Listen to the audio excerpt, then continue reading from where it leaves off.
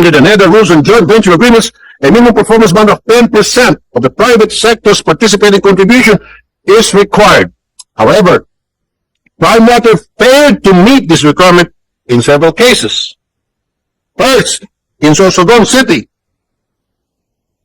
Sorsogon City Water District, Prime Water only posted 10 million, while the required amount was nearly 160 million pesos. Paano ito nakalusot? Sorsogon. Then for Dasmariñas Water District, a bond of just 9.5 million pesos was posted, far below the required. Ito na. Nakakasakit ng ulo. Magkakamay din po kayo rito. Ang bond na required sa Dasmariñas Water District ay 775 million. Pero ang bond na pinost lamang ay 9.5 million. Ulitin ko one more time. Ang required na bond ay 775 million. Pero ang pinost lang ay 9.5. Kali. Also, the Trece Martires City Water District, Prime Water only posted 3.9 million compared to the required bond of 219 million. Milyon-milyon piso po ang pinag-usapan natin, pero nasaan na nga ba ang capital improvement?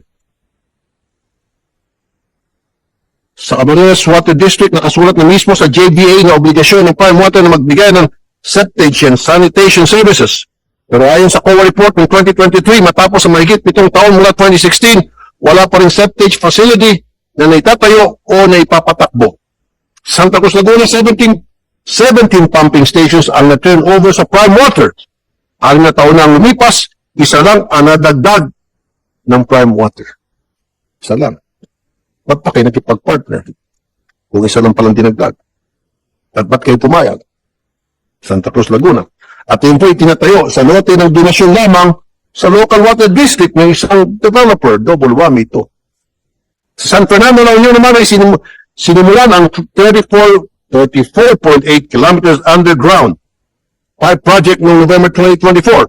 Pero noong Pebrero 2025 ay tinigil dahil sa hindi pagbabayad ng Prime Water sa subcontractor. Ang resulta, imbes na bagong pasilidad, butas-butas na kalsada ang naiwan. Tapos, wala pang safety signages. Kaya pati motorista at residente napapahamak. Anong klaseng capital investment ba ang pinag-usapan dito? Ramdam ba ito? And one last video. Magtitis po ba kami sa rasyon? Abay, maawa naman po kayo sa amin na.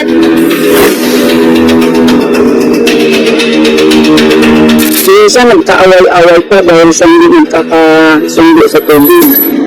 Pag wala pong delivery yung truck, yung supply papunta sa tangke, wala po talaga kaming tubig. Kahit anong salin po nila dyan, yung mababang lugar lang po ang nakakasagat ng tubig na lumalabas doon sa sinalin nila.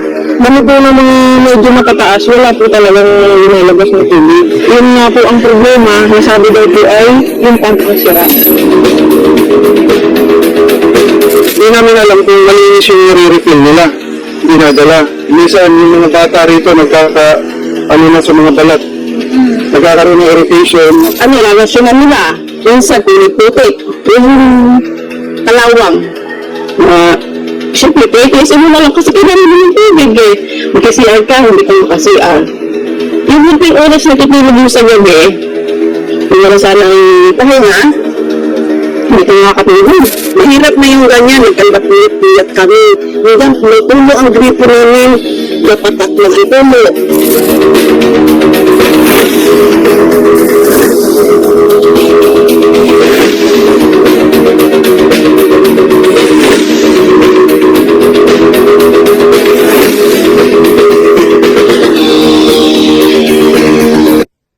25 years, ganun katagal ang epektibo ng mga joint venture agreements na ito. Pero hindi ko hayaan na ganoong katagal na ang paghihirap ng ating mga kababayan. I will not allow it under my watch as your committee chair sa public services.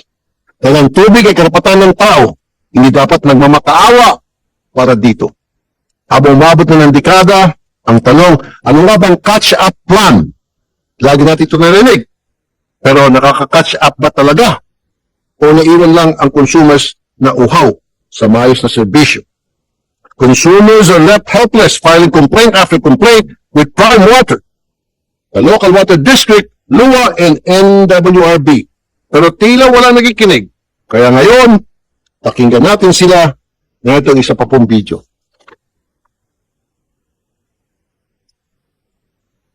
Kaya kami, kasi bago na lang po kami, tiyak at tiyak.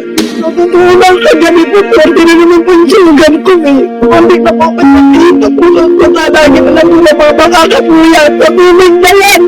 Kaya hindi po kami tulong sa lahat eh. Namatay po kami makasalgan dahil sa tubig yan. Crying water yan, yan, crying water. Hirap po eh. Kasi naranasan ko pala, mabagsak ako dahil nga kakahintay ng kakahintay sa tubig. Tapos may time pa na maghihintay ka, wala namang tubig. Tapos yung nag-ano dito, titiwan ng tubig dito, ano siya, palagi siyang galit na yun nakapag, kunyari, titibon nila, tapos sabi, bayad mo na kayo. Hindi ko naman kayo bayad, pinag-gawin sila. Parang sinasabi, ang dito na hindi pa daw kami nag-bayad, pagpipili na daw kami. Ano, sa lahat ng tao, yung galit, napapaluhan na lang namin. Kasi wala naman kaming magawa, maliliit lang po tayo eh.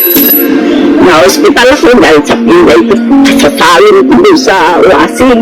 Dahil napulayan na talaga ako ito. Kung ako lang yung gagawa, hirap talaga sa tubig, hirap na ako. Sana maunawaan naman kami. Tsaka lang po, inalamit ako dahil konting-konti lang po ang tubig ko kasi nabayan ko talaga ang tubig para magkaroon kami ng tubig. Parang kala mo, pinagdala rin kami dito ng Prime Water. Kahapon na nagpunta ako sa Prime. Nag-ano ko ng nagreklamo. Opo. Mga pati mga tao, mga bastos eh. Ito yung mga... Sige, pinagpunta ka naman dito. Ganyan naman sa akin kahapon ng babae doon sa ang nila. Sa reklamuhan nila na center. Hindi na lang ako.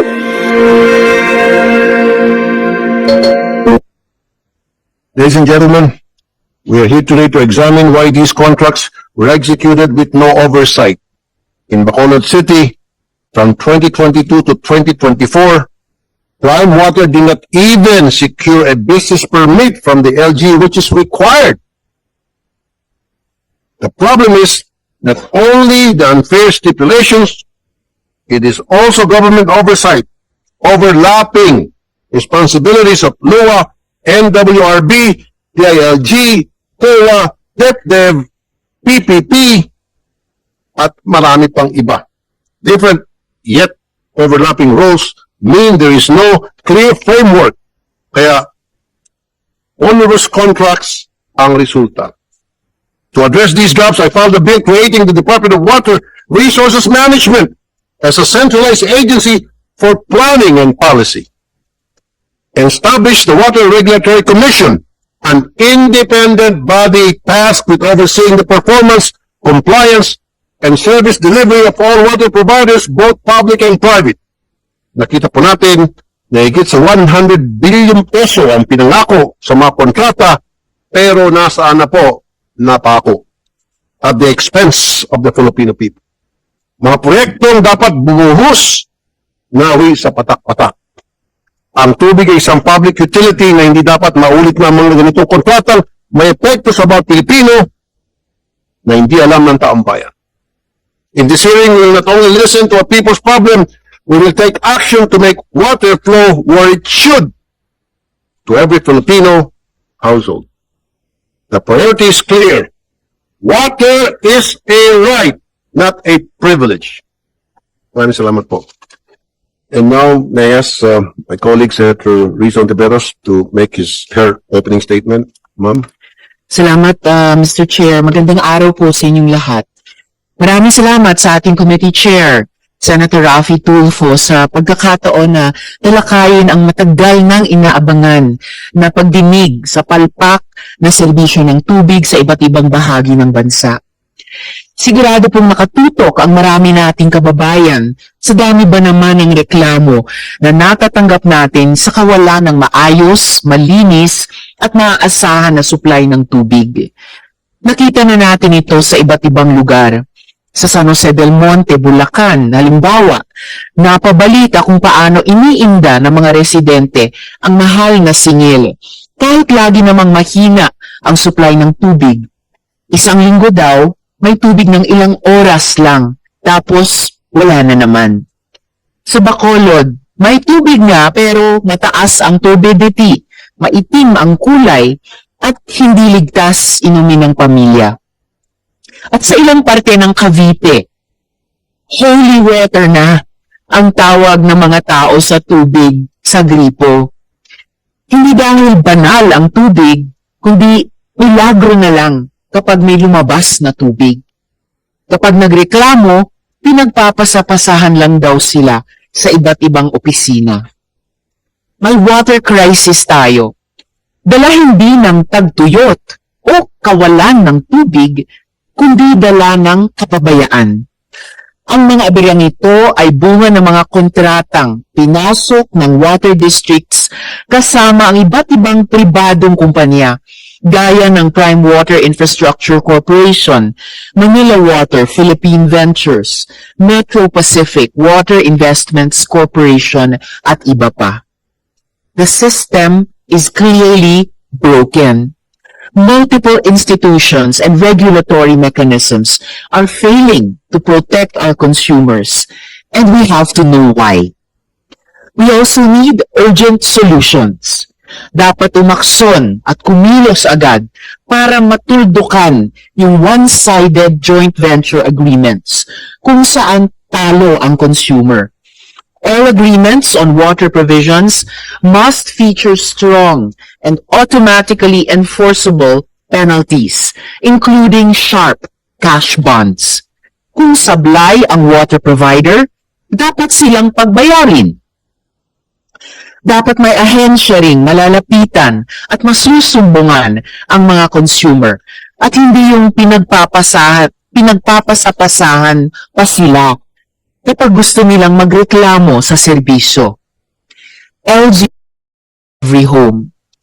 Ang serbisyo sa tubig ay pangunahing serbisyo publiko at hindi basta negosyo lang. Ang tubig ay buhay at hindi dapat nanlilimos ang Pilipino para sa ilang patak sa gripo. Hindi rin dapat ituring na milagro ang karapatan na magkaroon ng ligtas at sapat na supply ng tubig. Magagawa lang natin ito kapag agaran ang ating aksyon. Maraming salamat po, Mr. Chair. Thank you, Senator Ontiveros. We have here today present in this hearing 3 local executives from different provinces, and I would like to call their names and allow them to make an opening statement and whatever they want to say pertaining to the issue at hand. And let's start with Honorable Vilma P. Kaluwag, Mayor of San Fernando City, Pampanga. Mayor Kaluwag, ma'am, where are you? Okay, ma'am, go ahead. The floor is all yours.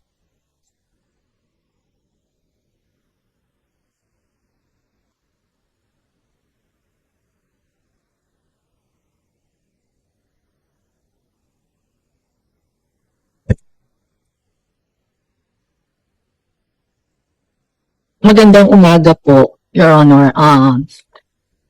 Kami po sa siyudad ng San Fernando, especially po ako, nandito na lang po, namana ko po ang problema. At same question po ang tinanong ko sa Water District, bakit sila nakipag-joint venture sa Prime Water? Dahil ang dami ng nagmumurang mga Fernandino sa amin na ang mahal ng singil, pag magpapa-install ng tubig, mahal din. Tumaas ang lahat. Tapos, madumi, mabaho, patak na lang po ang